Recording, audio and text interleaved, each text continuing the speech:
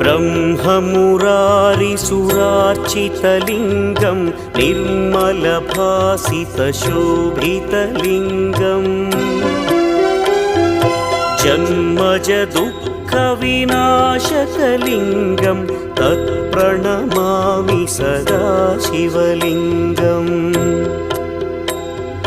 देवमुनिप्रवरार्चितलिङ्गं कामदहन करुणाकरलिङ्गम्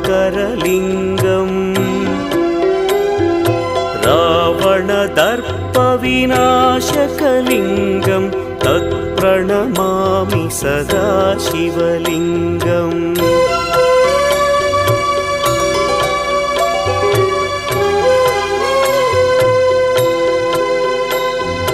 सर्वसुगन्धसुलेपितलिङ्गं